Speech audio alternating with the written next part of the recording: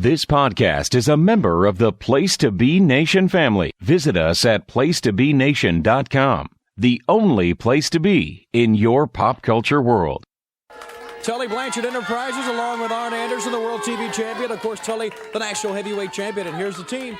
Fairly formidable team, I would think. Your ratings have just taken a phenomenal jump in the last 10 seconds.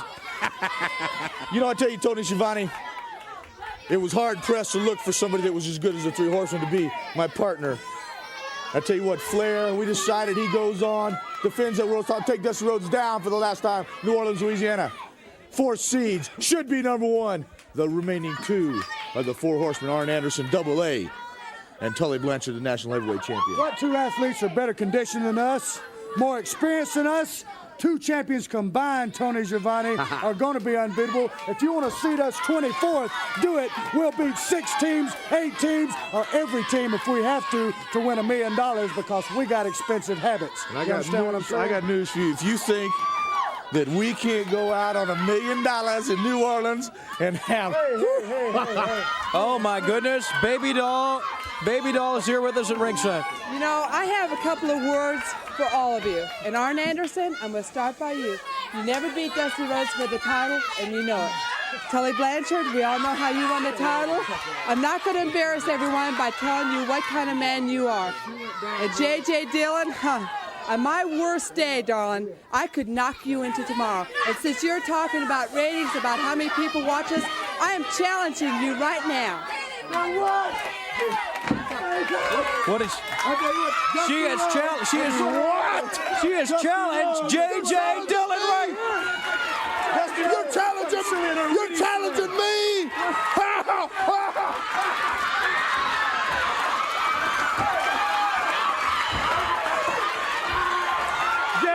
Just calm down. You're not going to go on national TV and embarrass Dusty Rhodes and Baby Doll. James, just... Tony Schiavone, that woman will do anything to get a little affection. Any way she can to get somebody to hug her. I think James is going to go in. J.J. Dillon is going up against Baby Doll. The challenge has been made. Oh, my. I can't begin to imagine what we're in for. I can't begin to imagine it all. Oh, here's America's team. It's Dusty and Magnum.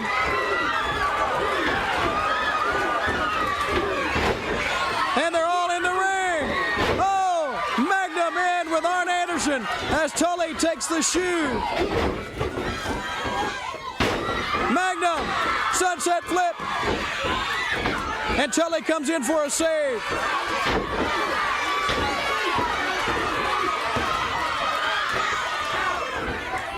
Both men with Magnum up.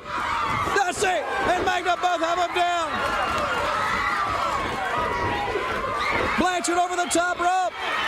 Belly to belly.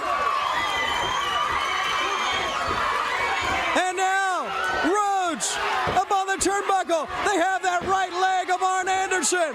They have the leg of Arn. Oh! Payback has come to Arn Anderson. They have him again. JJ trying to drag Arn Anderson away. Still they're pulling on him. And look at Magnum. Now they're going for the leg of Blanchard. Arn Anderson is hobbling off the best he can. And there goes Blanchard and Dillon.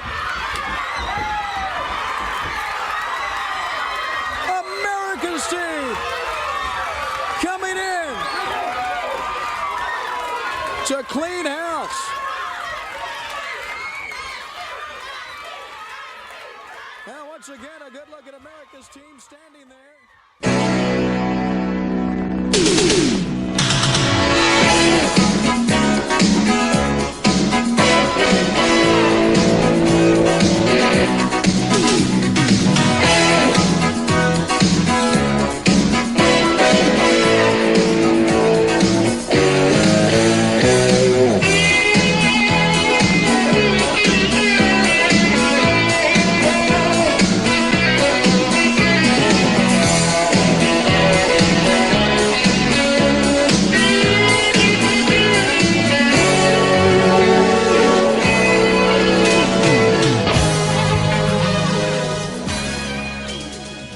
Place to Be Nation Wrestling Network. Welcome back to another episode of NWA Crock and Roll. I am your host, not Shawn Kidd this episode, but Calum McDougall. Shawn is currently on assignment tonight. He is part of the delegation that we've sent out to Sydney, Australia to go over the bid for the 1987 Crockett Cup. We're starting early. So he's looking over their bid. He'll be back in a couple of weeks. He's doing some world travelling, but he'll be back in a couple of episodes' time. But you still do have the other three horsemen to guide you through the back end of March 1986, and what an episode we've got coming up for that. So introducing first co-host, Dr. G. Dr. G, how you doing? Hey, good evening. Thanks for subbing for Shawn tonight. I think you'll do a great job, but I heard something that he was spotted in a airport in Huntsville, Alabama, meeting with some guy with a beard, big guy. Oh, we'll need to do some investigating on that. We need to get somebody on location there. Yeah, we need to send our crack team out there to see what's going on. Here's me thinking that I'm taking him at his word that he's away to Sydney to look over the Crockett Cup bid, but it sounds as if he might be jumping ship, so we need to keep a close eye on that one. We miss you, Shawn. Yes, Shawn, you will be missed. Thank you for laying everything. I must say, off the bat, thank you for laying everything on a plate for me just only having to take notes. Shawn has still done all the hard work that we know and love him for behind the scenes here. So thank you very much for that, Shawn. But I think we'll get some intel from the third horseman of the group. No longer the Paul Roma. He's stepped up. He's now the Barry Windham of the group. Scott Shiflett. Scott, how are you doing? Thank you so much for calling me the Barry Windham of the group. That just warms my heart, Calum. Glad to be here tonight. March of '86. I think this is this can be our third and fourth episodes, but of March of '86. But so much is packed into these episodes and our previous episodes. It's March of '86 might be one of the craziest months in all of wrestling. It feels like just so much is going on. We were talking about it before the air, and I can't wait to talk about it tonight because if there's any type of wrestling that you like, it's basically covered here. And Crockett is just on fire, as we've seen from the crowds just losing their mind over everything, which we'll get to in our second episode. But I'm loving what I'm watching so far. I wish I could be like 32-year-old Scott back then in 1986, able to see like Crockett in Greensboro and everything weekly, because it was a sight to behold. Oh yeah, completely agree. It's refreshing getting to watch it all for the first time as it was shown, sort of like episodic and not picking bits here and there. It's excellent. And as Scott said, we've got some stacked couple episodes coming up. So you've got between this one and the episode that you'll hear in a couple of weeks' time, we're finishing off the end of. Will take us up to the 29th of March 1986. We've got we'll be looking at matches from an absolutely stacked Greensboro House show. We've got 2 title matches from television. We've got a whole host of Crockett Cup build up as well. So a lot to take in, and it's been an absolute joy to go over it. And I hope it's an absolute joy for everyone to hear our thoughts on it. So, gentlemen, will we dive right in? Yes, sir. Alrighty, so we will start off with the March 15th episode of World Championship Wrestling. But before we do that, the Champions Roll Call as of the 15th of March.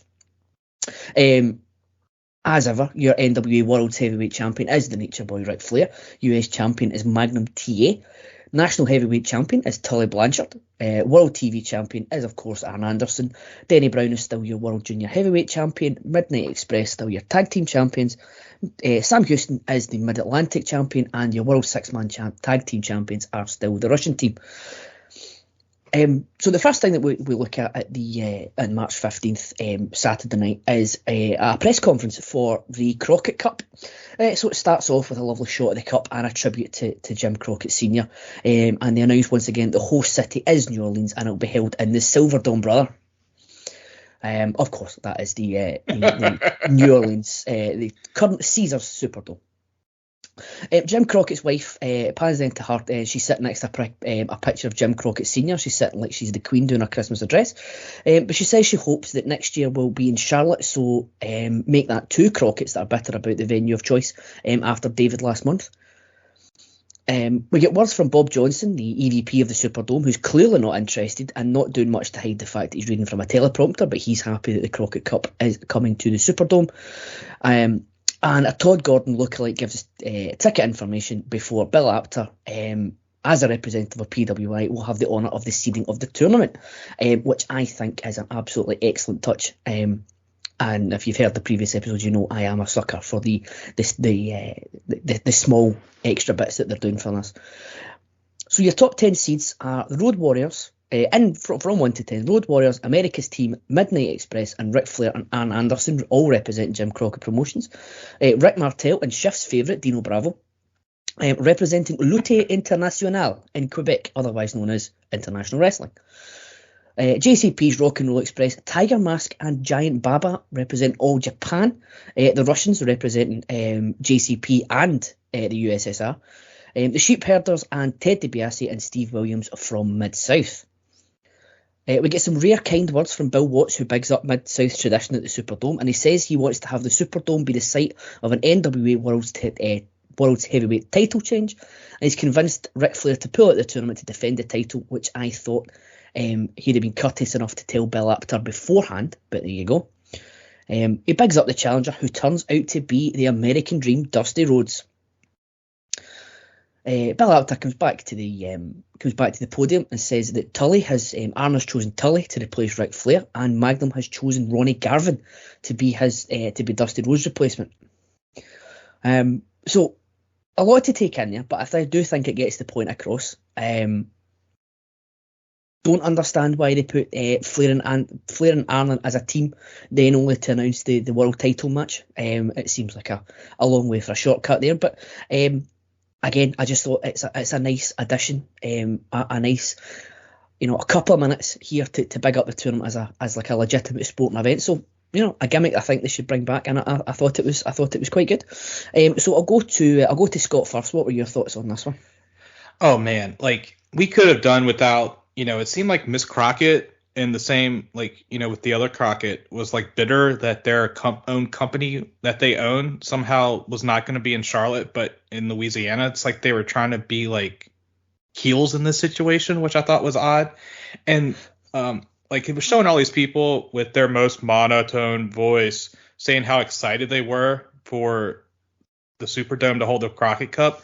It's like, come on, at least show some enthusiasm. But one thing I did like, and you brought this up, was how they had those seedings and they read off the seedings.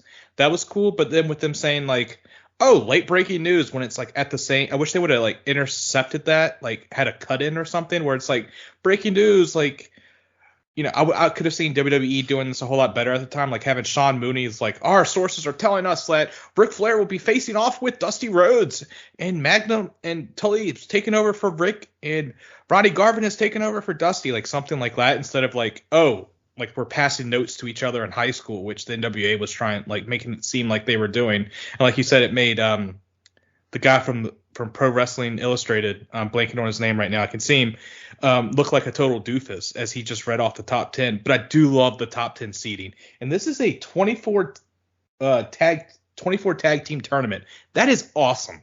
I wish they would. I know the current NWA is doing something like this with the Crockett Cup. It's actually going to be in Nashville in March. But it was awesome just hearing all these seedings, and the tag teams are stacked. I love that they were able to pull in, quote unquote, the forbidden door was open in 1986, bringing in all this talent. So I'm looking forward to it. I'm really excited for it. The first half of the presentation was lacking, but the second half was great. Oh yeah, I agree with everything. You said, and yeah, Bill Apter did look like a bit of a putz. But yeah, it was I agree with everything you said. Dr. G, what are your thoughts on it? Scott, I agree. Well, with both of you guys. I mean, I just the thing about watching that now, I guess, because watching it through different eyes, it almost was uncomfortable watching it. It just seemed like they were like deer in headlights when they got up and spoke. The EVP of the Superdome could care less if he was there. It was lucky, what the event was. And yeah, it just seemed disjointed. Okay, we're going to announce all these teams, and then wait a second, we got some news, breaking news. Like it was just, I don't know, it was just weird.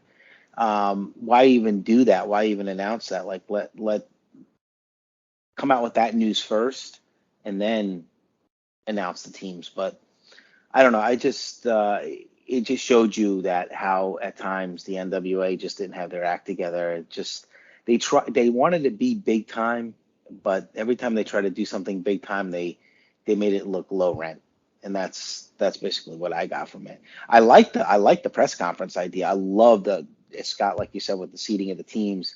Yes, the current NWA is doing it. I don't think they're going to have as many teams, but I like the concept of it. I'm not a big tournament guy. I like them every once in a while, like something really big, something like this. I feel like the current NWA does too much of this stuff, but I think that this concept was really good, and I think if Crockett had stayed in business, it would have went on for many, many years. Yeah, I totally get your point there. That it was a good idea in theory, but the execution could have been. Yeah, I mean, Bill Watts is like, oh gosh, he's horrible. He's even horrible on his TV show. I mean, he's just so dull. And the Crockett's really David's the only one that really was, and I know he gets ripped a lot, but at least he was entertaining and he had some personality on the mic. But the rest of them, they were just not good. But Bill Apter, I mean, it's cool having Pro Wrestling Illustrated. That was the magazine I read when I was growing up, so that was kind of cool having them mixed in with it. So it was a lot of cool features. Again, just exactly, that's the perfect statement, Calum. It's the execution was not good. Yeah, and there's just a thing that I've just thought of there. It's like I've been to these sort of events before. Not a press conference, but something that's obviously got an agenda of some description. And you don't just turn up and it starts when everyone gets in. Everyone's obviously mingling. Bill Watts, I could understand if it's Bill Watts right enough, but you're not telling me that Bill Watts couldn't have taken Bill up to the side and gone, there's been a bit of a change of plan, as opposed to making him go up and do all that. But so a fine idea, let down by the execution. What is never let down by execution, though, is any match involving Arn Anderson, and that is what we are going on to next. First championship match of the episode. It's Arn Anderson defending the World's Television Championship against Mike Jackson. So doing a bit of research on Mike Jackson, he has been. It looks as if he's been. He just floats around the territories. He's popped up here and there in Florida and Continental, and I think even a bit of Alabama, and sort of the what's the guy's name? Is it Robert Fuller? Is it the Robert Fuller? Alabama? Yeah. Continental. Yes. So Memphis, Alabama. He's popped up there. Dr. G, do you have any recollection of Mike Jackson popping up in Florida from when you were watching? I do. He wrestled, like in a lot of the, the jobber matches, always, put on a pretty good show, just like he always did. And as we would say, good hand in the ring.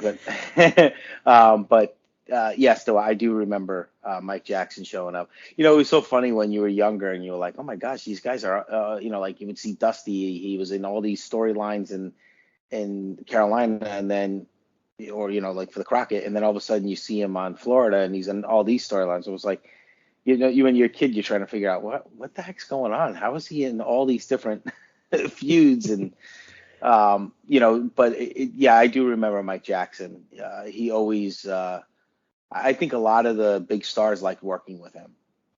And that's why you see that he was able to get maybe more moves in. They always made him seem bigger, like that he was like on the edge of being like a great wrestler. So when he did get beat, it was like a great feat for the star to beat him. They would do that once in a while with some of the guys like Iron Mike Sharp in the WWF. They would make like he was this big tough guy that, he's a tough customer. You know how Gorilla Monsoon would always pump it up.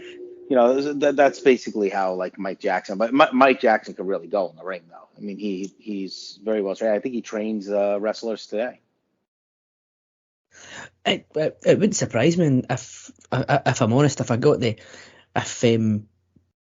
If he was teaching me, I certainly wouldn't be disappointed after watching this one.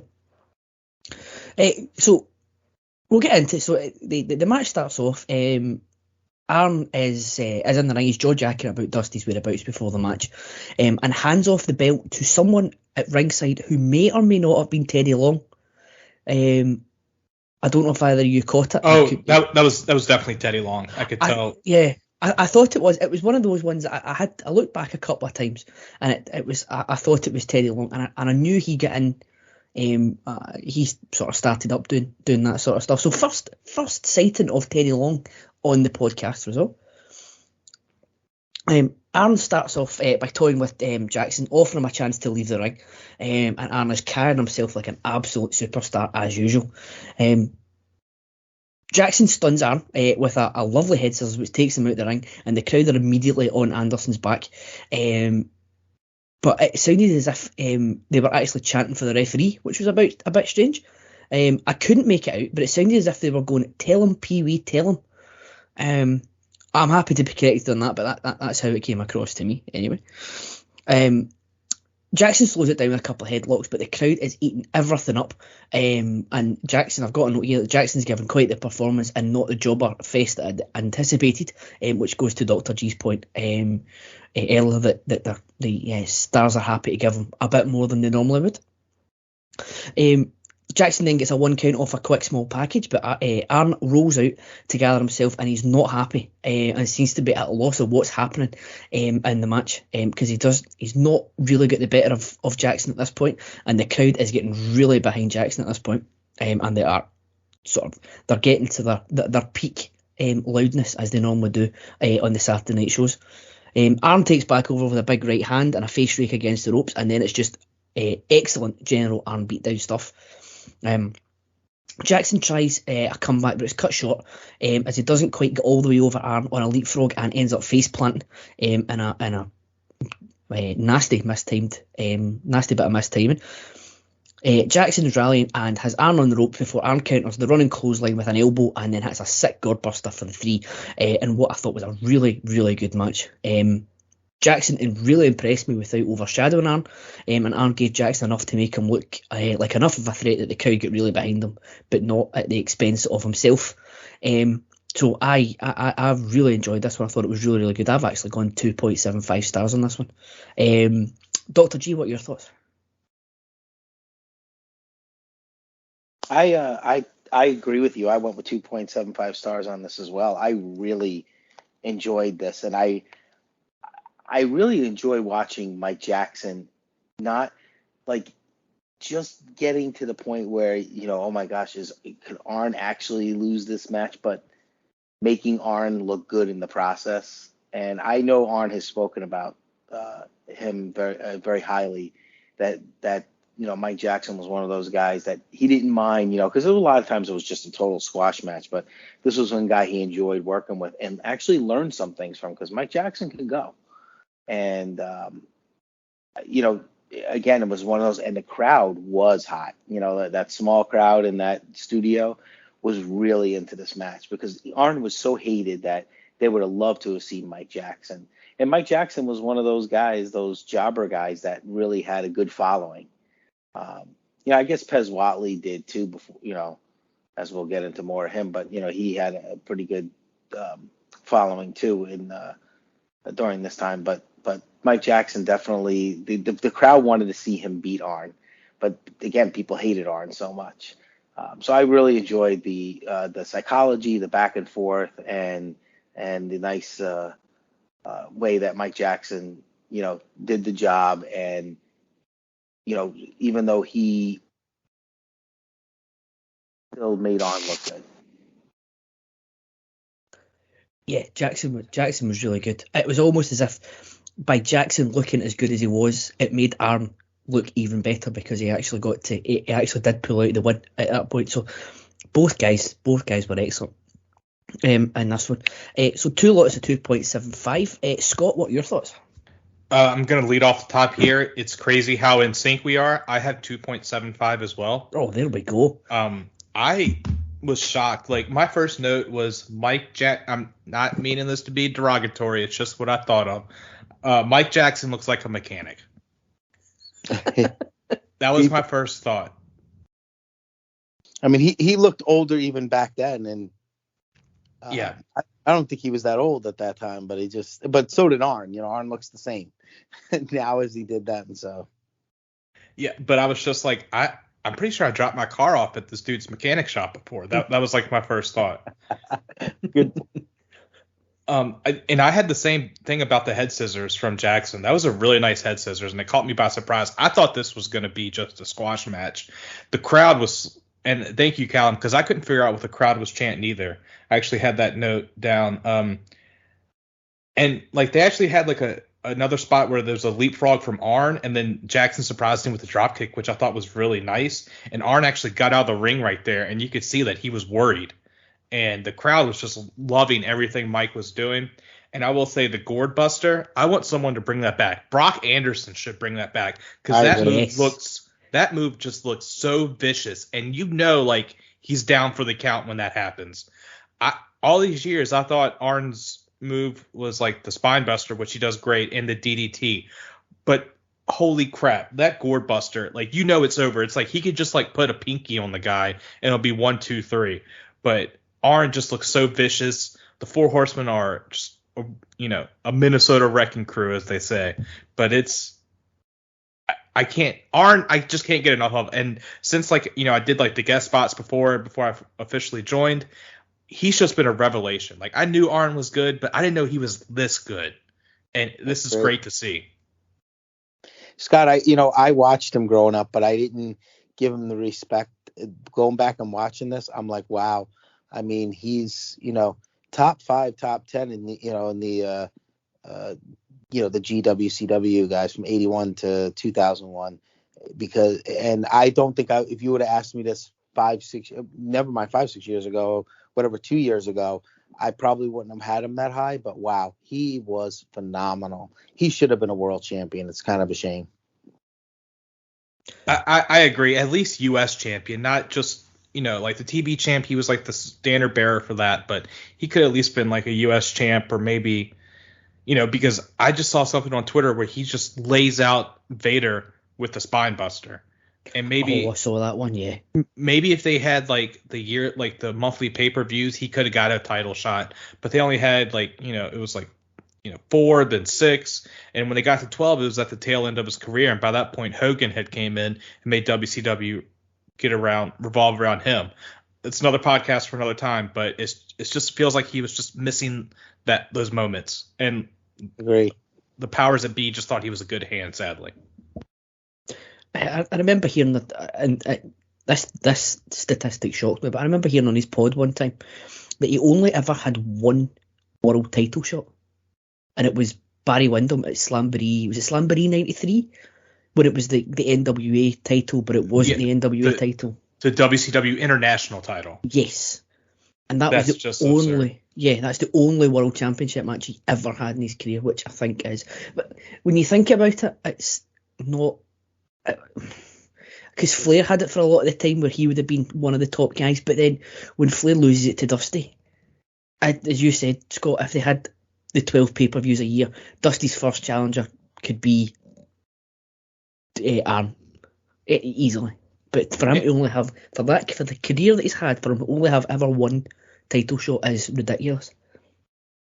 And we're even seeing now where they could have just went back on this history where Arn's like, I took the TV title from you, I'm gonna take the world title from you now. Boom, simple, easy. And it's just frustrating. Yeah, but as you say, another pod for another day, and I'm sure. Since Scott isn't here, since Shawn isn't here, sorry, Scott, you're definitely here. Since Shawn isn't here, I say that one of the times that Shawn isn't here, we'll just have an Arn Anderson appreciation pod. I like that. No problem for me. But before we move on, gents, we have just raved about Mike Jackson for a long time there. Would it surprise you if I told you that he was on national television in March 2020? Are you serious?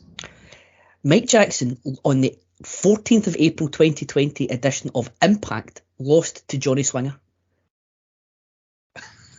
Oh, I kind of remember this, that he did make a match, because I know he's a trainer, but I do kind of remember this now. Yeah.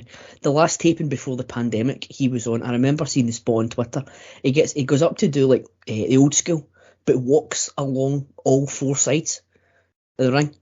It was quite something. He also teamed with Johnny Swinger to defeat Cardaniel Dunn and Chris Sabin at Impact Throwback Throwdown 2 on the 18th of December 2021. So he might show up on Impact this year. He has done for the last 2 years. Oh, that would be awesome. He still looks good. Looks better now than he did back then. He's clearly given up the being a mechanic. Yes, I've just looked up a picture of him. He actually has aged pretty well. Because not that many 80s wrestlers made it out. So it's nice to see that. He's made it out, and he's made it out well. Okay, so we will move on from the. I think when in addition to the Arn Anderson appreciation pod, we'll have a Mike Jackson appreciation pod as well. But before we get bogged down on that, we've got a run of promos here involving a who's who of Jim Crockett Promotions. We start off with Dusty Rhodes. Now, if you remember from the last episode, we almost had an incident involving Dusty Rhodes and exposing himself. He did start stripping off before a wonderfully timed cut to commercial. So Dusty starts off at the podium apologising for stripping off last week, but he promises that if getting into his birthday suit will get attention, then that's what he'll do. He warns Arn Anderson that the fans have told him that his leg will be broken before this whole issue is all said and done. And he then turns his attention to Tully, who's walking around with his National Heavyweight Championship. Arn is also walking around with his World Television Championship, but the one thing they don't have is his woman, and of course he's talking about Baby Doll. Dusty turns his attention then to Flair, so he's firing on all cylinders in this one. He tells Tully to tell Flair that he has a date with Destiny at the Superdome, and if he doesn't think he'll make it there, then he'll be quite happy facing somebody else. He closes off by saying that this is going to be his biggest year, this is going to be his biggest year yet, and if it takes him to be butt naked to get what he wants, then that's what he'll do. So twice there, we have been threatened with Dusty Rhodes in his birthday suit. The JJ and Arn and Tully come out to the podium a bit later on to fire back at Dusty, and he says the ratings have immediately jumped up in the 10 seconds that the Horsemen have been out before Arn and Tully start complaining about their seeding of the Crockett Cup, which they think should be number one. Arn says they don't care if they have to go through 6 teams, 8 teams, or every team. They will do anything for $1 million, to which Tully asks if they know how much of a good time the Horsemen could have in New Orleans with $1 million. I think we all know the answer to that one. Baby Doll then comes out. She's a few words for everyone. To Arn, she says, "You never beat Dusty Rhodes for the title, and you know it." To Tully, she says, "We all know how you won that title, and I won't embarrass you by telling everyone what kind of man you are." And to JJ, "On my worst day, I could knock you into tomorrow, and since you talk about the ratings, how many people are watching, I'm challenging you right now." JJ then starts to do his best Ric Flair impression by undressing, whilst Arn and Tully try to talk him down. America's team then come out to fight Arn and Tully off, and a brawl breaks out. Magnum hits a sunset flip, and the ref counts. So not quite sure what's happening there. It seems like a match is broken out. Don't worry, guys, I won't ask you to rate it. Magnum hits the belly to belly and then holds Arn's foot down to allow Dusty to come off the rope to stomp on the ankle of Arn. Very reminiscent of how the Horseman broke Dusty's ankle. Tully comes off the top, and Magnum hits a sort of belly to belly on his way down, but doesn't quite come off. And Dusty stomps on Tully's ankle, so we are going down the payback as a bitch route for these 4 guys. JJ ushers Tully away as America's team, and Baby Doll stand tall to close out that segment. Tully, Arn and JJ come back a wee bit late in the show once again. JJ goes on an almighty rant against Baby Doll, saying she's jealous of JJ because now he has the gold and he has the gold that she used to have. He doesn't like that she tried to set him up and set his boys up for an ambush by America's team. Tully gives Dusty a point for doing something he never thought he'd do: sneak up on them like a pack of dogs. Tully says that whilst they might have got one up on them this week, Arn doesn't have a broken leg, and whilst Arn might have a bruise, they still have the gold. Arn says Dusty's frustrated because they have what he wants. They have the belts, they have the income and the prestige that comes with being champions, and now Dusty is at the bottom of the pile. Arn closes out by saying that they're in better shape, they are better athletes, and they have the ace in the hole, JJ Dillon, which means they have the edge that will always push them over the top. So a lot to take in there. You've got guys that are the Dusty, Arn, JJ, Tully, every single one of them at the top of their game. Give Baby Doll her due as well. She did play a part in sort of nudging this over. But yeah, absolutely excellent stuff. So 3 segments to take in there. I'll fire it over to Shift first of all, just for your thoughts on them. Oh man, I'm gonna hit these in order. First off, Dusty should apologize for stripping nude. No one wants to see that, Big Dust. You know, one of the issues is like Dusty saying like they're running around with his title. It's like, well, he lost to Tully and he never defended the TV title. So I'm like fully in the Horseman side on this. I do like how like he threatens Rick, so he keeps all 3 of these like issues pretty hot. And it did make me laugh how he's like then gets back. He closes out the segment with saying if he has to get buck naked, he's gonna win. Tully alluding to saying they have expensive habits. I wrote in parentheses, does that mean a coke problem? Yes. Yeah, especially back then. And I even had that JJ was doing his Flair impersonation, Calum, so it's a little concerning how close we are already. We're so in sync tonight. I will say Arn did get a good line on Baby Doll. He said Baby Doll will do anything to get a man to hug her, which I was like, wow. That's cold-blooded.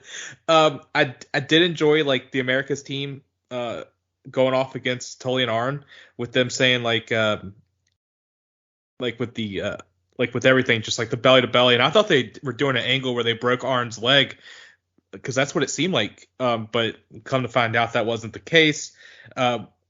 And actually, Tully giving Dusty and TA his the props, and they got one over him, says they can't face them man to man. And I love how he called Dusty and TA second class citizens because they don't, just because they're not as good as them.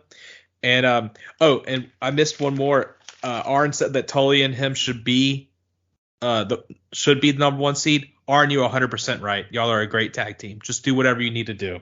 But yeah, it was hot. And it's definitely, hopefully we see some matches between these 4 at some time because the crowd was going crazy with all that. And I just think Tully and TA have such great chemistry. I really enjoy it. Yeah, completely agree. It would be nice that, because as everyone knows, we do dive into the house shows at some point. There must be some fan cam footage somewhere of Arn and Tully against America's team somewhere. So if there is, we will likely bring it. I hope I'm not speaking out of turn, Shawn, if you're or when you're listening. But yeah, we'll need to try and get that because I think we're all salivating over that. Dr. G, what are your thoughts on that? Because again, a lot to take in. So give us your thoughts on what went down with this one.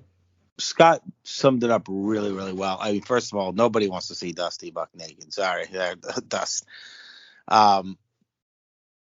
Tully and Arn, the whole thing with Baby Doll. I mean, just everything was just so executed so well. And just Arn and Tully, you could see the formation of how they're going to be such a great tag team. They're just in sync, even when they're on the mic together. You know, they totally work well and feed off each other very well. You know, JJ JJ did a pretty good job here too. I mean, he was really spazzing out. Like, he did remind me of Ric Flair a little bit. Poor man's version of Ric Flair, I should say, but still did a pretty good job, nonetheless.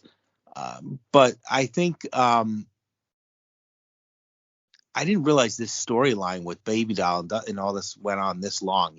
It's amazing. Maybe just because we're breaking it down so much, but Dusty.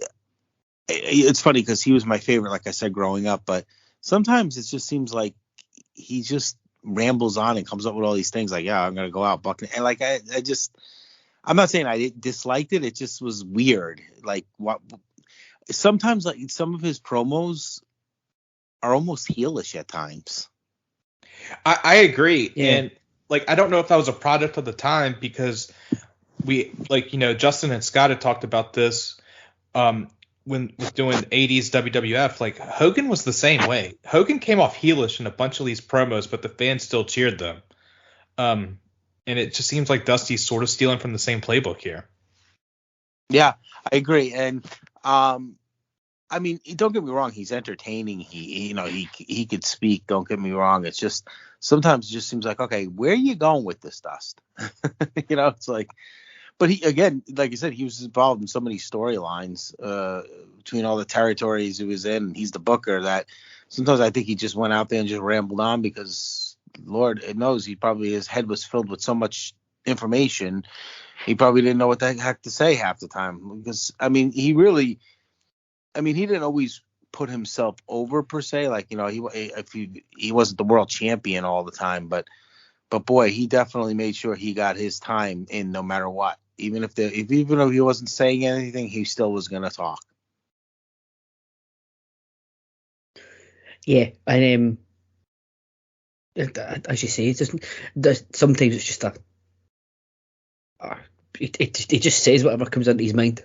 I never thought I would be, and like I said, he was my first favorite wrestler growing up. I never thought I'd be this critical of Dusty, but now that I'm breaking things down, I'm like, because you hear so much about how he was as a booker, and I think for the most part he did a pretty good job as a booker. But there were times, it's very hard when you're a talent and you're booking at the same time because, listen, that's natural for a human. You're gonna want to put yourself over at times because you could do it, and when he could. Yeah, and we've been doing this we've been doing this podcast now for almost 2 years, which is quite scary to think of in itself. And I think that's one of the things we've spoke about a lot is that Dusty, for how excellent he is, he does come across. He comes across as the heel in it. Like you could have a whole "Am I the asshole" thread about Dusty Rhodes, but it doesn't come back. I think we can all agree it doesn't take away from how good everything else was. So excellent stuff as has now become expected of these guys. So we close out March 14th with a present from Shawn directly to myself as a sick way of thanking me for taking the reins for this episode, as Jimmy Garvin is at the table with Tony to discuss one Wahoo McDaniel. Garvin opens up by saying that it should be legal for two people as good looking as he and Precious to be walking around. He asked politely if the fans could not smoke when he's in the ring because it gets in his hair, which is the only head of hair insured by Lloyd's of London, which I think is an excellent line. Now down to business, he says, and he is disappointed. He was expecting to come onto the Superstation to find Wahoo, but he's not there.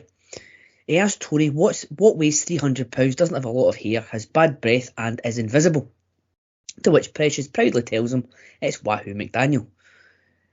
Garvin tells us that he sent Wahoo a plane ticket to meet him there, but Wahoo sent it back with $1,000 and a note to say, please leave me alone. But Tony cuts to a video response from Wahoo, which gives highlights of some of his matches, including the infamous Ric Flair match, showing off his vast arsenal of body slams, tomahawk chops, Irish whips, body slams and tomahawk chops. although a young Rick Rude can be seen in a few of the clips. Garvin bigs up Wahoo, says he's not scared of Wahoo, and beating him will be a piece of cake, and he's not afraid of him. Garvin finishes off by warning him that his days are numbered. An inoffensive segment which gets Garvin over as the new cocky heel on the block, and it lacked Wahoo, so it's not all bad. I did find it very strange that we had a video response from Wahoo and all it was just that. It was just a highlight package and no actual Wahoo responding, but there you go. It is 1986. I suppose we can't rely on technology as much as we do there, as much as we do today. But yeah, fine enough segment. Dr. G, what are your thoughts? I was thinking of you, Calum, when I was watching this. I'm like, what is this shit? It was weird. Like when he said, "Oh, we're going to hear a response from Wahoo," and then just showing like video replays, and a lot of that was in Florida. Some of that footage, but I didn't totally get it. I guess I don't know. I just didn't really seem like. I mean, Jimmy Garvin's great on the mic, but I just. Like when you hear that you're going to get a response, you think that you're going to get like an interview with Wahoo, with the mic, just kind of saying I'm going to kick your ass kind of thing. Or I mean, like, do we really have to give a video package of Wahoo McDaniel? I mean, he's been around for off and on for so many years. I don't know, just seemed weird to me. I don't know. Did everybody think that, or was I'm the only one that?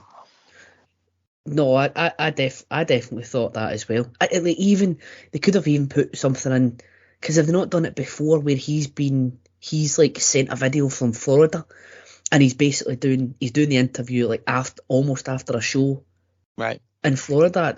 I thought it was going to be something like that, or like the PWI sit downs that we've loved, but no, it was. No, I agree with you completely. It was very strange.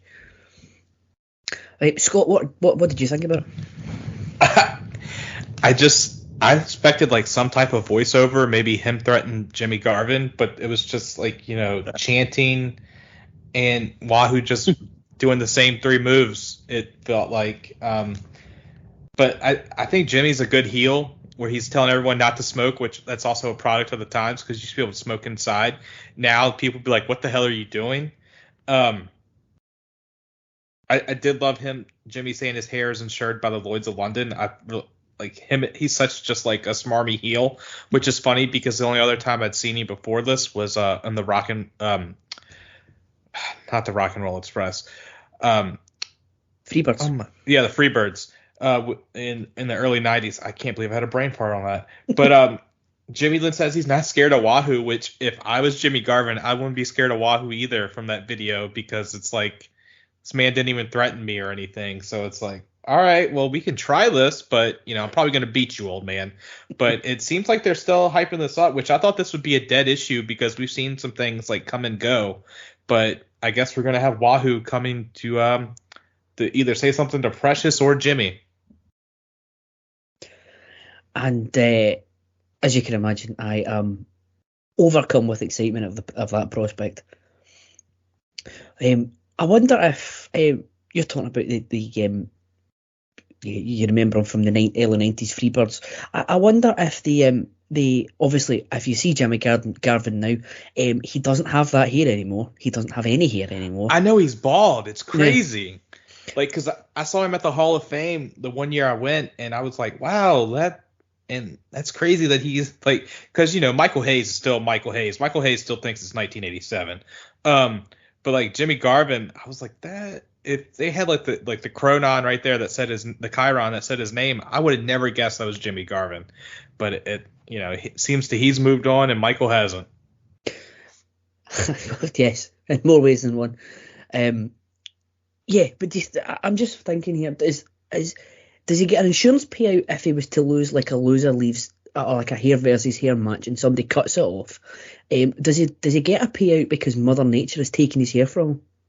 I think we should maybe write. Does he have a Twitter? I think we should maybe get Shawn to ask him on Twitter. I agree. I'm gonna look him up real quick to see if he has a Twitter. So because that may be why, like, his hair started falling out and he collected that at Lloyd's of London. Well, it could be, because he just disappeared after the Freebirds run in the early 90s. That was him, gone. So that could be it, living off Lloyd's of London, like many a great wrestler has done over the years.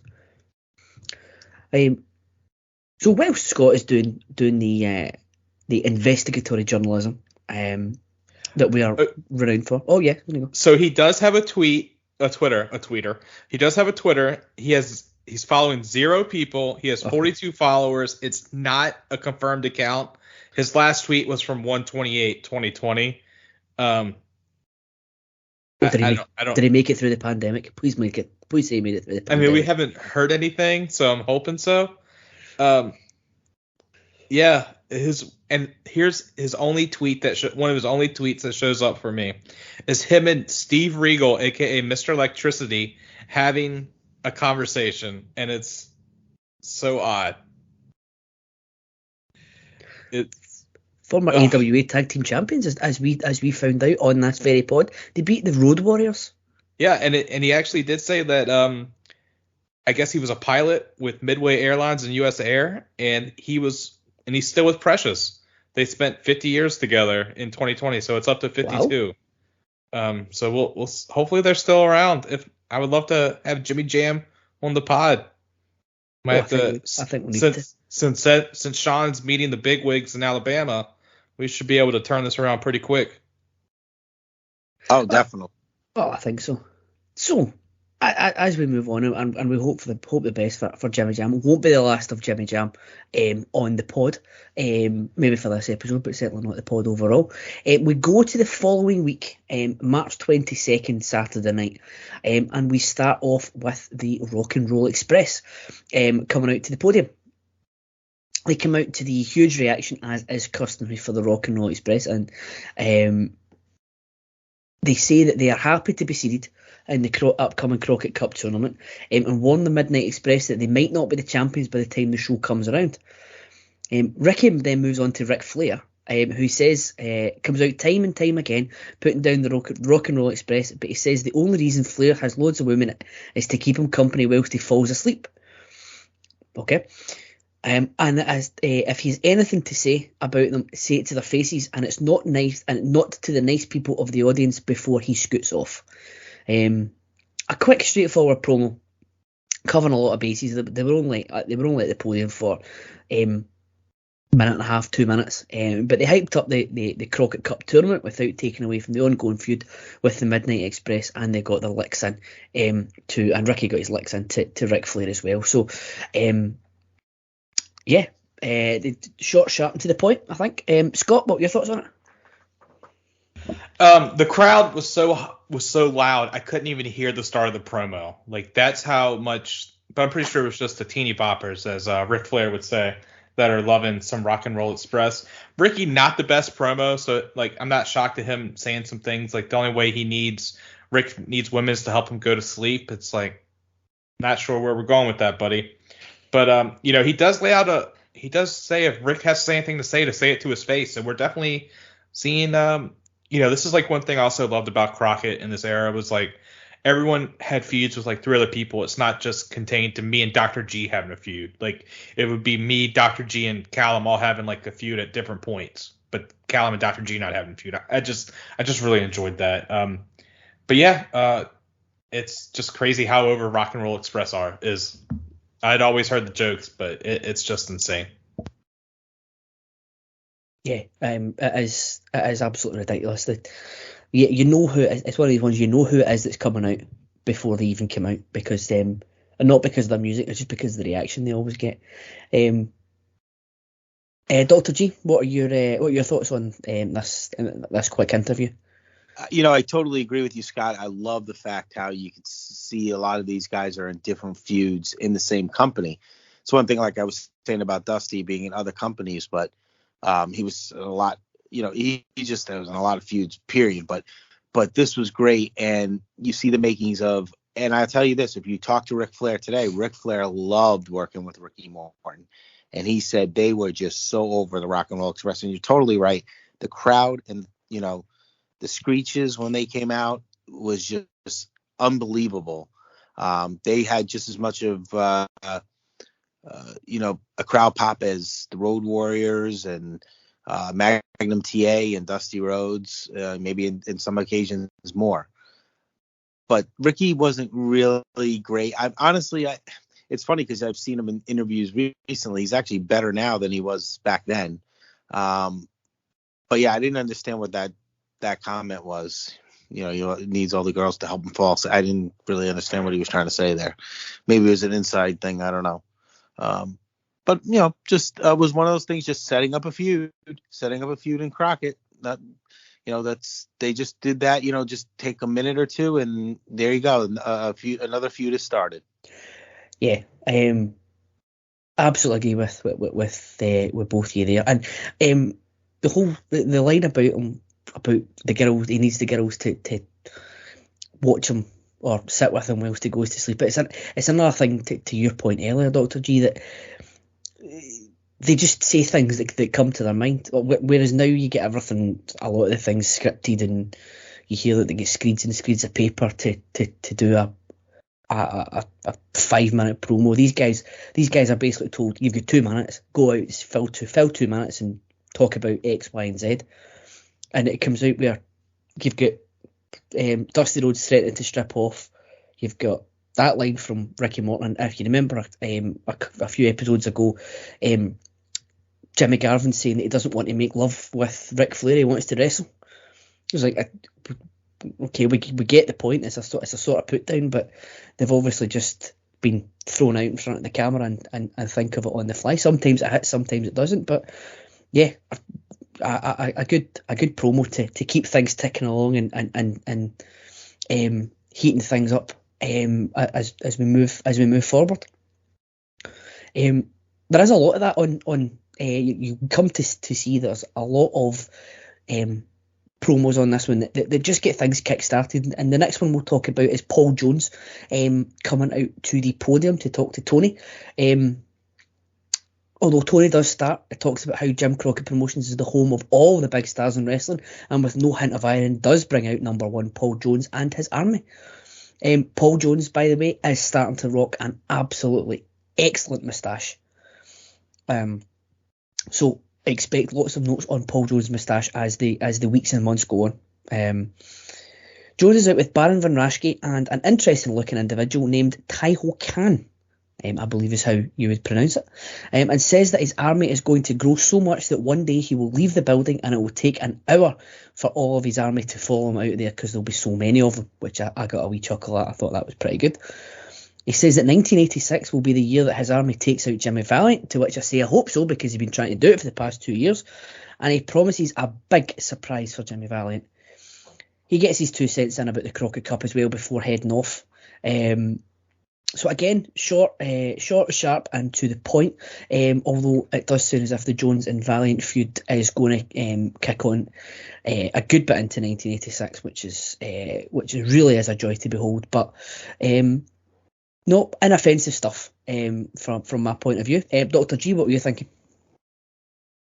Well, it's funny because Paul Jones' army. It's just always, he just seemed like he just threw all these guys together. So now you got T.J. Khan in there, you got Baron Von Raschke, the Barbarian. It's like it's just these mid card guys that they don't really have. They're not great on the mic, so let's put them with Paul Jones. That's just the way his army was. But it's just so funny. Like his main thing is to take out Jimmy Valiant. Not, we want to be, tag team champions, or we want to be the world champion. Now we just want to have my army to take out one guy, Jimmy Valiant. I just think I think it's amusing if you think about it, especially how much we get on Jimmy Valiant all the time. But again, like you said, nothing offensive, just kind of another thing just to introduce some guys, just let you know, hey, that our feud with Jimmy Valiant's still happening, and and then just go from there. Yeah, Ric Flair and JJ Dillon and all these guys are pulled together for one thing, to get all the gold. And Paul Jones is looking around the locker room going, "You look a bit weird. Come and join my army to try and take out Jimmy Valiant, which I've been trying to do for 2 years." Yeah, well, very, very strange. But yeah, I agree with everything you've said there. Scott, what are you thinking about this one? Yeah, his army sucks if they can't even get they can't even get in the tag team tournament, he says he'll take over if he wants. It's like, well, yeah, you have to. You have, you're supposedly going to have like this huge army, and when your ring bearers are Baron von Raschke and Tijo Khan, you're a little. I'm pretty sure we could run them. Us three could take out both of them guys. But when I first saw this promo, I was thinking that it was like, oh, ho hum promo, but it definitely sets the stage for what we'll see in our next episode. So it's nice little planting of breadcrumbs there. Nice planting of breadcrumbs by Jim Crockett Promotions and Scott Shiflett for the next episode of NWA Crock and Roll. So thank you for that, Scott. Shawn will be proud. Thank you. Yeah, so we go on again, planting seeds and just kicking everything or bringing everything, heating everything up, I should say. We move on again. Ric Flair is now out at the podium.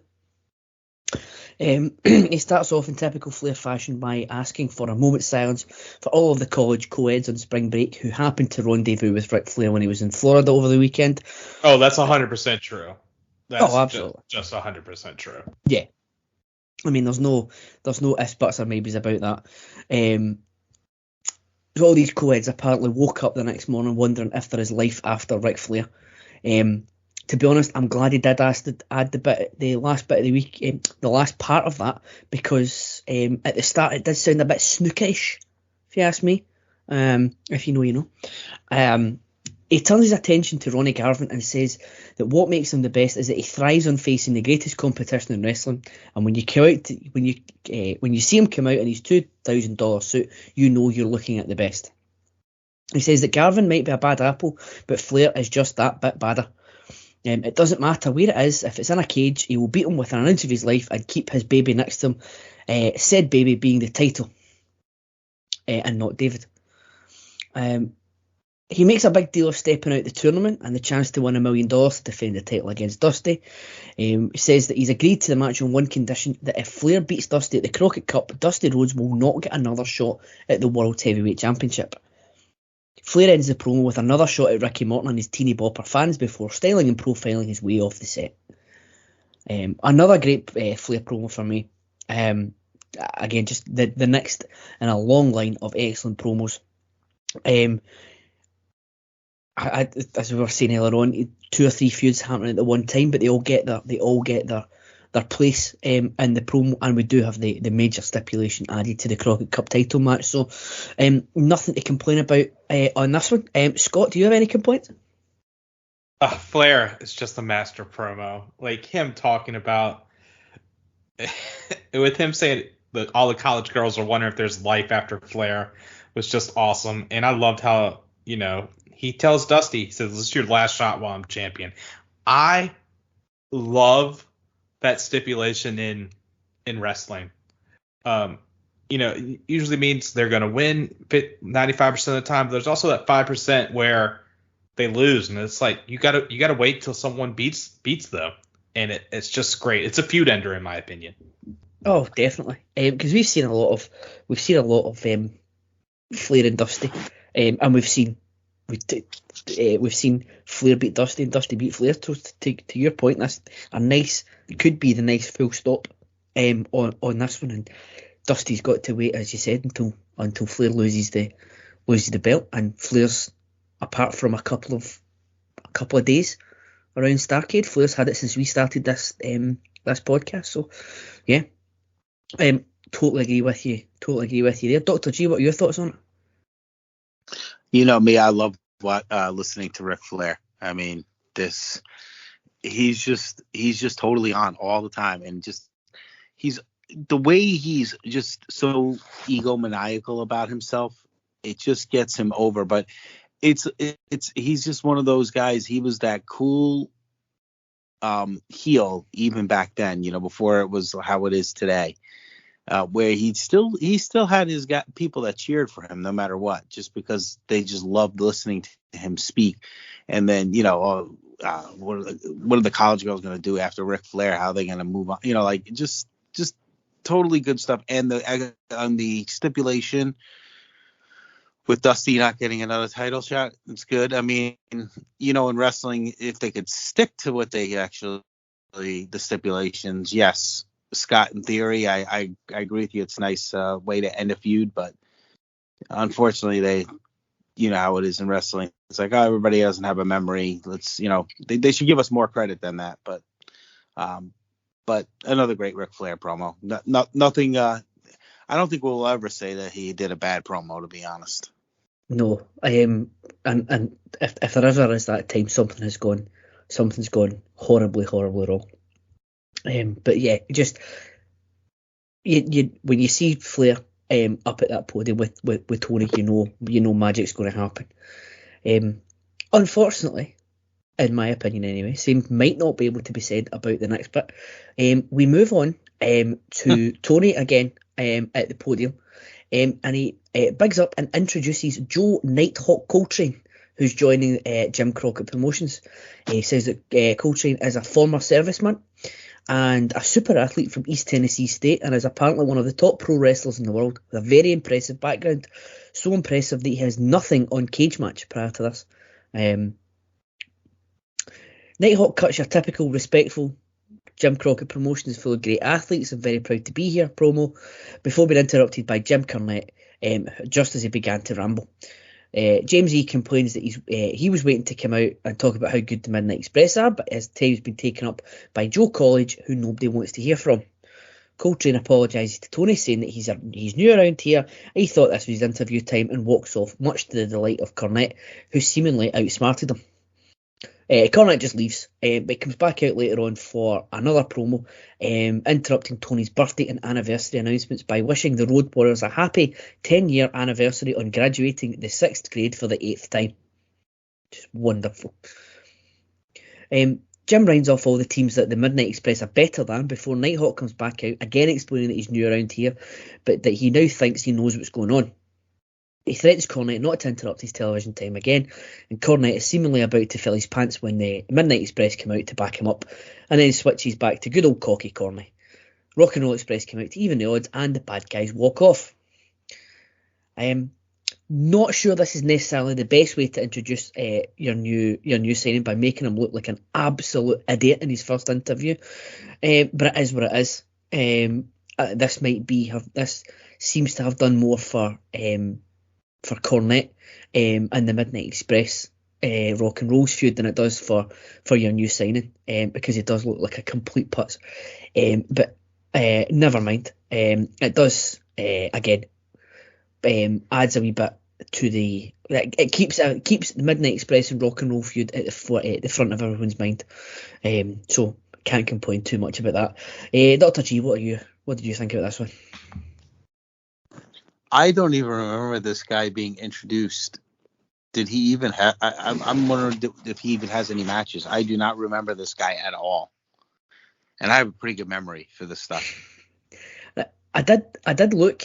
I mean, first of all, he looked so uncomfortable. Cornette, like you said, and then granted, he's the heel and he's gonna try to make somebody look bad, but it was just very awkward. Is that maybe the best word? It was like.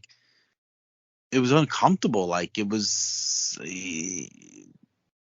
like, where were they going with it? Like I guess I didn't know where the heck they were going with it in the end. Yeah. I mean, you're going to introduce a new guy. You don't do it like that. You obviously don't have big things for him in store for him.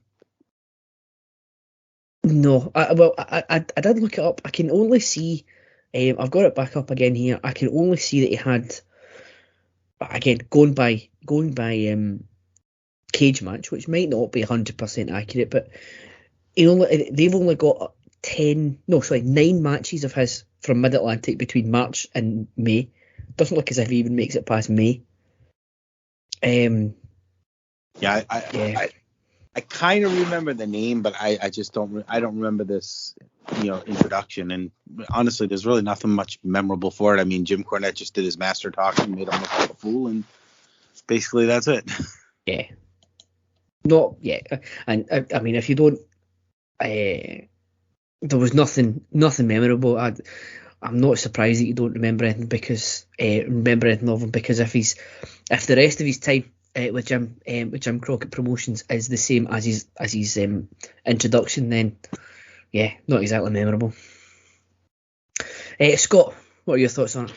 Yeah, I've just been trying to look him up too, and I can't find anything. And it definitely seemed like they were just making him out to be a joke, because Cornette comes, like, runs him off, and then Cornette just says nothing, and then it just ends awkwardly. It's like, what the hell's going on?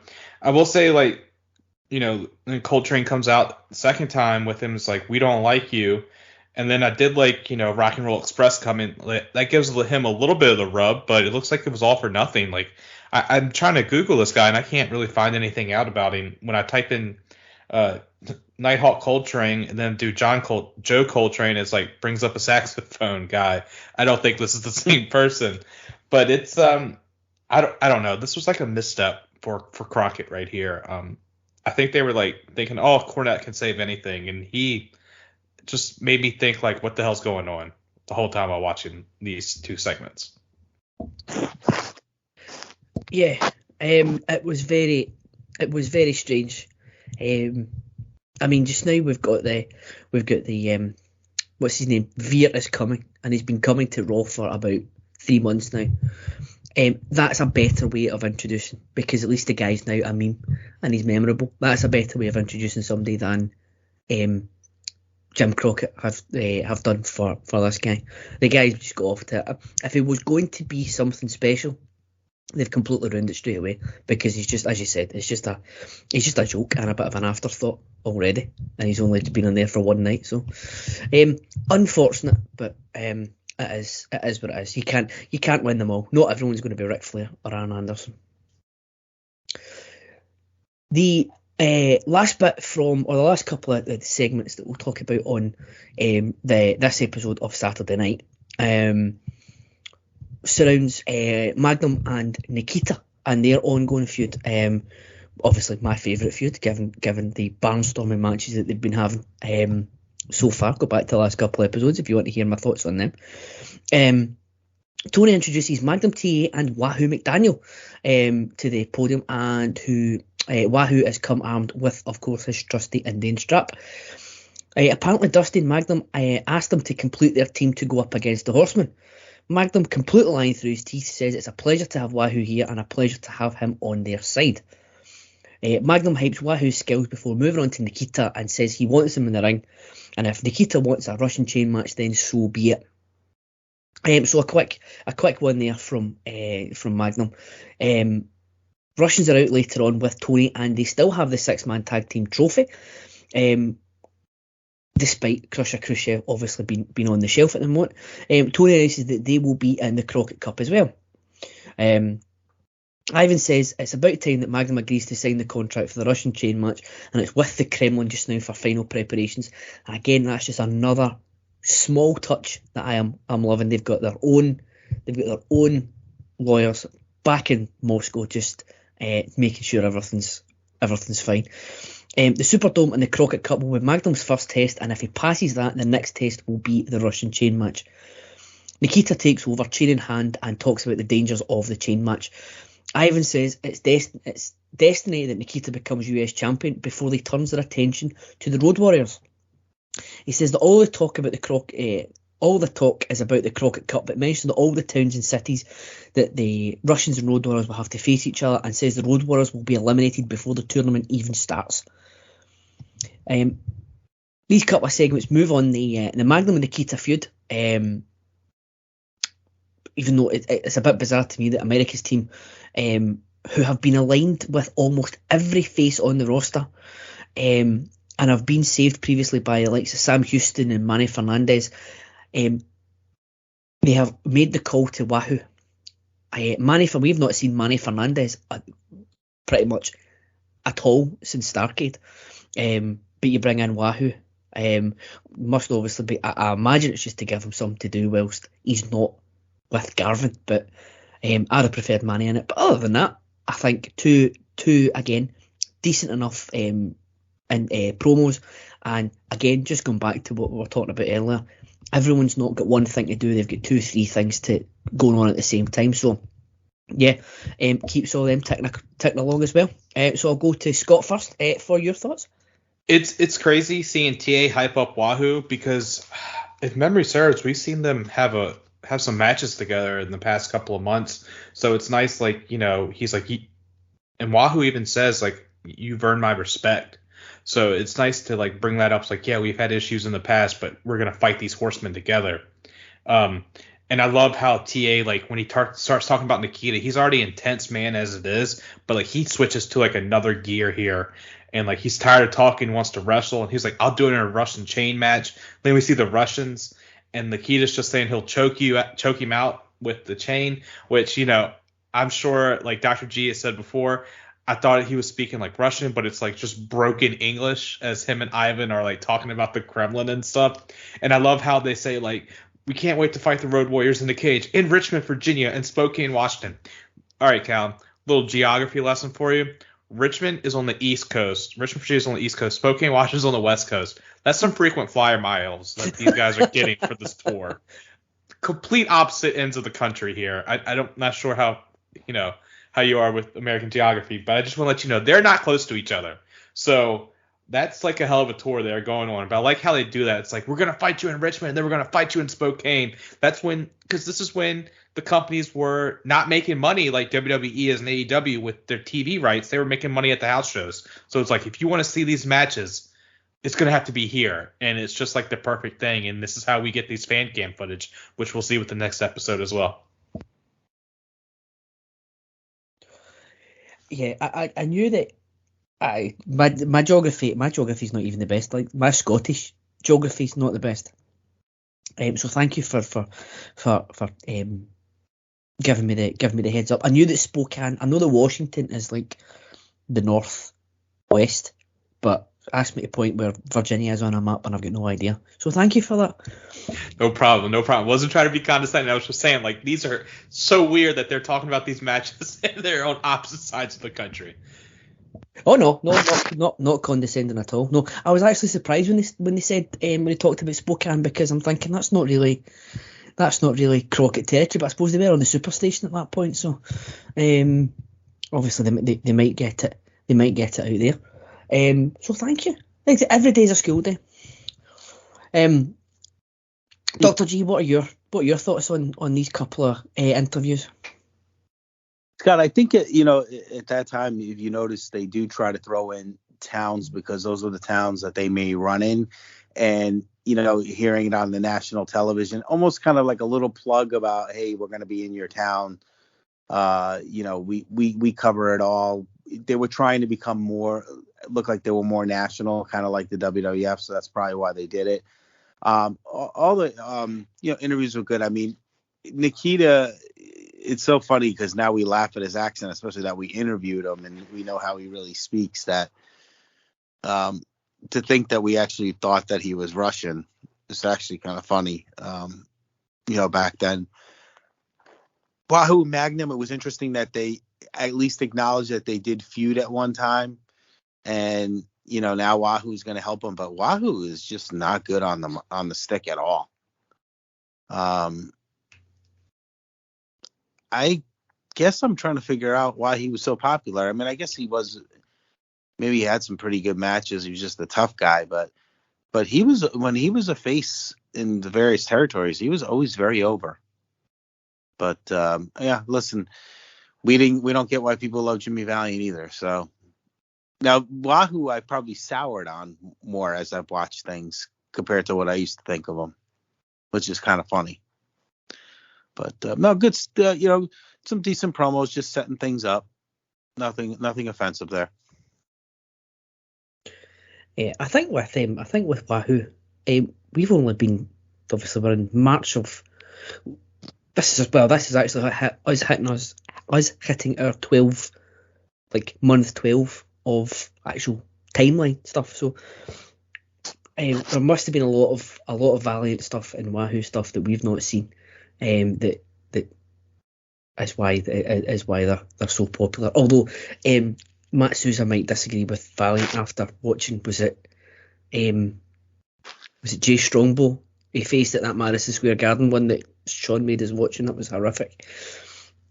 But we'll agree with both of you on everything you said.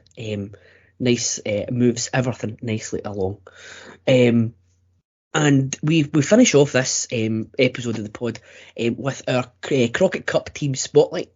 And this one actually comes from Mid-South. It is Ted DiBiase and Steve Williams against the Sheepherders.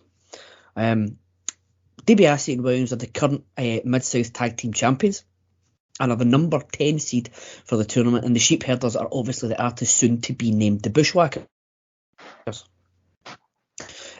Doc and DiBiase are out to the 1980s staple of Born in the USA, and Bruce Springsteen must have made an absolute fortune of all of the territory videos on YouTube, because there must at least be one instance of Born in the USA being used at this point in time. I don't know if you guys noticed, but the ring apron actually had an advert for the Crockett Cup on it, given that we're in, given that the tournament was going to be held in Mid-South territory.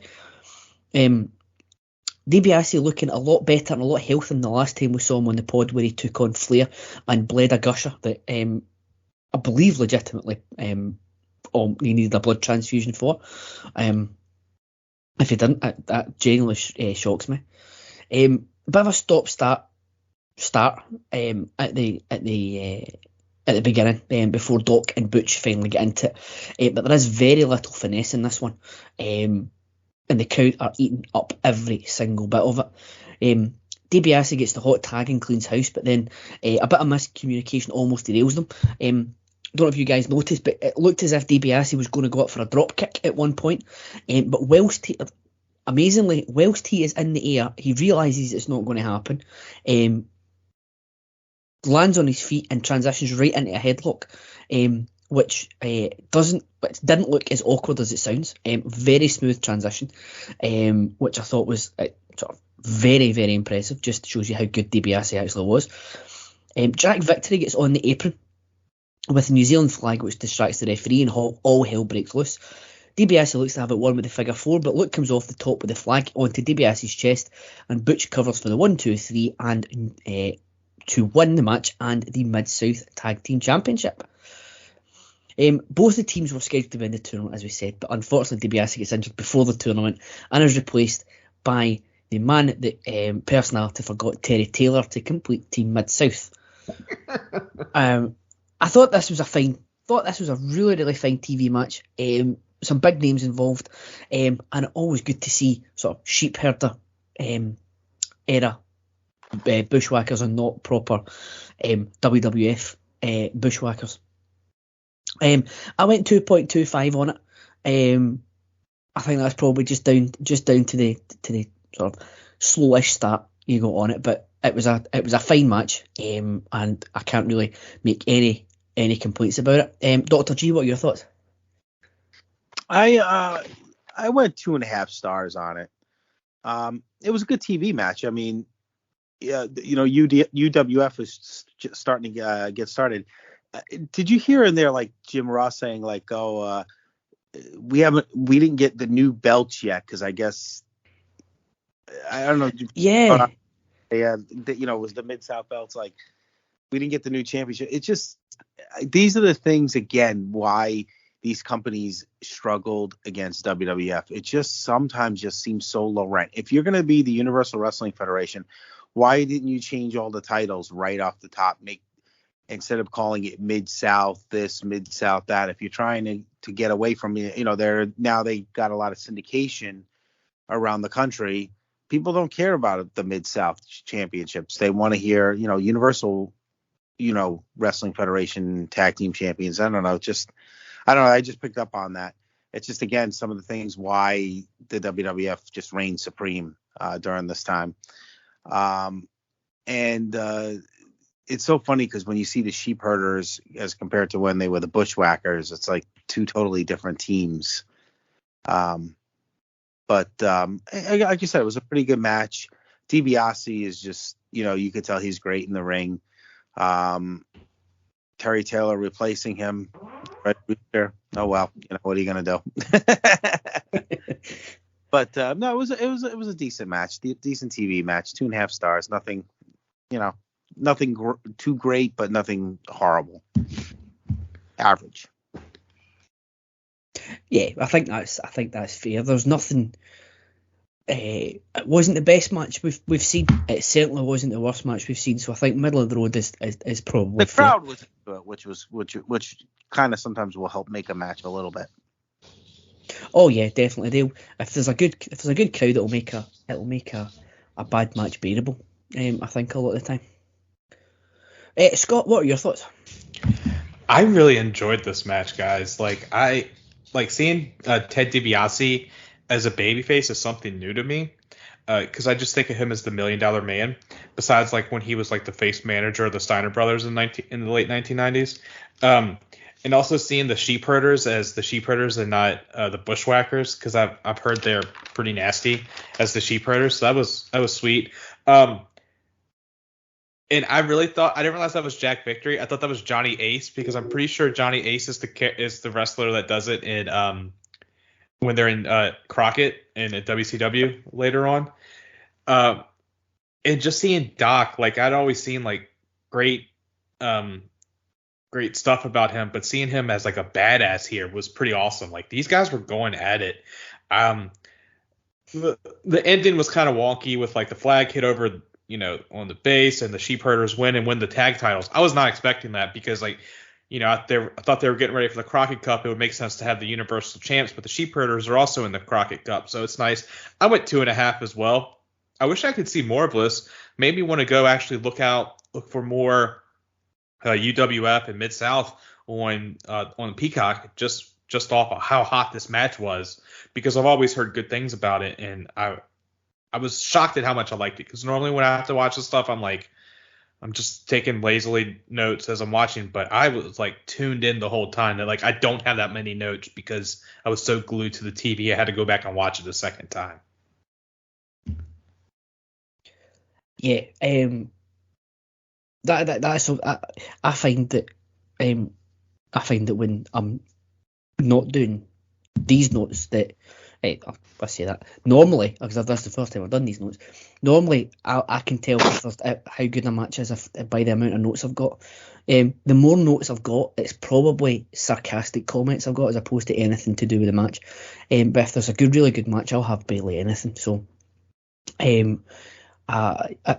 it's nice to hear that somebody else uses the number of notes right star system. Yes.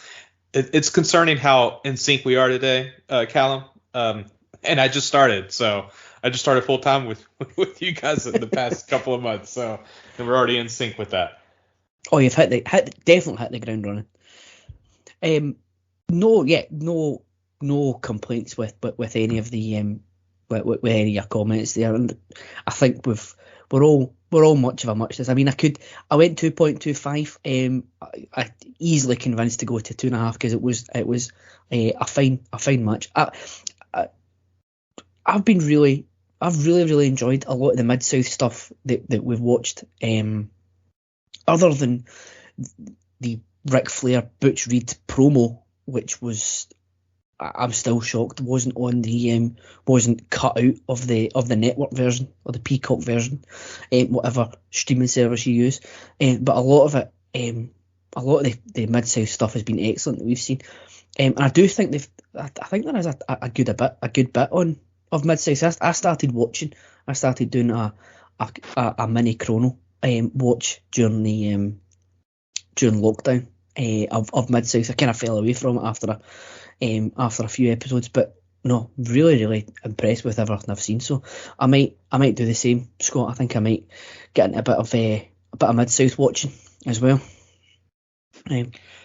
Yeah, I mean, I've only heard good stuff. I know, I'm sure there's some bad stuff there, but with JYD, Hacksaw Jim Duggan, where he's not a joke, but Butch Reed, it's definitely something I want to look into. Yeah, the Butch Reed stuff we've watched has been really good. I think G, you can back me up on that. Butch Reed's been a highlight, been a non-Crockett highlight of the pod for us, especially when we're doing the random watches during the Peacock transition. But no, all excellent stuff. So yes, we hopefully we can find some time to, in amongst the Arn Anderson appreciation pod, the Mike Jackson appreciation pod, we'll maybe try and fit in a Mid-South appreciation pod as well.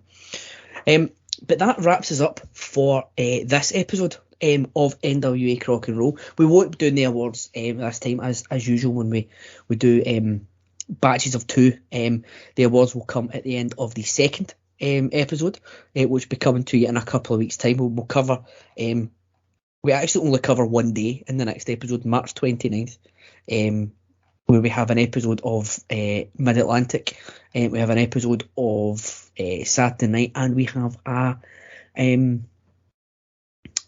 a Greensboro House show. So that's to come in a couple of weeks' time. So all that's left for us to do is just see what else is going on with you guys. So Dr. G, what have you got going on? Well, as usual, we have the NWA Saturday special that I do with the Podfather, Scott Criscolo. It drops every Saturday morning at 9 a.m. Sometimes, depending on our schedules, sometimes it winds up being the Sunday special. But for the most part, we try to stay on the Saturday schedule. And we break down the NWA USA shows and the NWA Power shows. And when there's pay-per-views, we break that down. But the new NWA's, there's some exciting things. There's, some bumps in the road, with a small company trying to get off its feet. But we've been enjoying it. And, we've been really getting some great response. So we thank you for listening, and we'll keep doing it. We're hitting on our 100th show soon. So wow. It's been a lot of fun, and hoping that, between the, it's kind of nice for me covering the new NWA and the old stuff. So it's been a lot of fun. And I could be reached if you want to hit me up on Twitter at Dr. G PTB. Excellent, thank you very much. And I didn't know the Saturday special was coming up for 100 episodes. That's even more impressive considering for about a year there was no NWA to speak of. So that's an amazing milestone you guys are about to reach with episode 100. You kept chugging along during the pandemic. We thank you guys for coming on. Cause some of you guys came on a couple times when we did some shows kind of talking about like some of the old stuff just to kind of fill in. But thank you. It's been a lot of fun, and I can't believe it's reached that far already. And but now it's getting easier and easier now because the company is up and running, and it's going to be interesting to see what Billy Corrigan and the crew have on tap for this year. Well, whatever they've got on tap, NWA Saturday special every Saturday morning is where you can find it. Not even a worldwide pandemic will stop that podcast coming out. Definitely. Scott, what have you got coming on? You can catch me on PTB and YouTube Roulette with Shawn Kidd, Logan Crossland, Matt Susan, Jambalaya, Jake Williams. It's basically like Mystery Science Theater 3000 meets wrestling, where we just commentate basically over some wrestling matches, and we do a ranking system. We've had some great matches, and we've had some horrible matches that we watched. That's always fun. Pop Goes to the Couch with Tim Capel, Shawn Kidd, and Andy Atherton. We covered Boba Fett in full, and we also covered Cobra Kai this year, and Peacemaker. We've been real busy with that. We review all those. That's a lot of fun. You can catch me on PTB and Pedestal. That's like a round table where we have matches that are on a pedestal, and we have a ranking system and see if they deserve to be there, yes or no. The last episode I was on was the Nakamura-Sami Zayn match from the Dallas TakeOver. We discovered that was very close, but it's not pedestal worthy because of the lasting impact. But I can be found on Twitter at Scott_Shiflett, and thank you all for listening. Thank you very much, Scott. So if you're on any, if you listen to the wrestling feed or the Pop Experience feed, and a podcast drops, there's a good chance Scott will be on it. Were you on the abomination of a podcast that said that War Games 92 was not on the pedestal? I was not on that, Calum, so you can't put that on me. I'm not. You're saved. You're saved for this one. I was just as shocked as you were when I listened to that and they said it wasn't worth the pedestal. So Yeah, that was an eye opener. The last, I am also, for me, I am also a contributor to PTN Pedestal. The last episode I was on was with Logan and Jake, and we gussed over Shawn Michaels and Triple H from SummerSlam 2002. You'll be shocked to hear that 3 Shawn Michaels marks kept that one firmly on the pedestal. Elsewhere, you can find me on the Special Relations podcast every month, where me, Ben, and Rory talk about whatever comes to our mind, and the days or so running up to the podcast. We like to keep it contemporary, but we also like to drop in some random inside baseball sort of type things that a lot of the time I think only the 3 of us get, but it's. We just talk about whatever comes to our mind, and we try and keep it on topic as best we can. We're getting better at it, but still not the best. Can also find my voice on a lot of the video stuff, the video content that we put out. You can find us on 4 different platforms, and again, I've not been clever enough to keep it all to the same username, so it is twitch.tv/PlaceToBeNation. On YouTube, if you search Place to Be Nation, all one word, you'll find the channel there. On Facebook, it is PTBN Live, and on Twitter, where you can also tweet your suggestions for the show and for anything you want video content wise, is at PTBN YouTube. So that's the channels there. Every month you'll tend to find, unless the WWE happen to kill the territory again, you'll have monthly live watches of the WWE's premium live event. We've just done the Royal Rumble as we record this. We will be doing the 2-day Crockett Cup event for the NWA coming up as well. Likely going to do AEW Revolution. And we did do one as well in the archives on YouTube. GCW, the World on GCW, with a few people doing that. Just a step into the unknown. So something for everyone on there, we hope. And you can just get our alternative commentary on that as well. But that is everything from the 3 of us. Thank you, gentlemen, for another great episode. Shawn, you were missed. And we'll see you in a couple of weeks, or in a couple of episodes time, after you come back from your assignment either to Australia or Alabama, depending on where you actually have been. We'll send out the search party. But thank you all very much for listening, and we'll see you in a couple of weeks for another excellent episode of NWA Crock and Roll.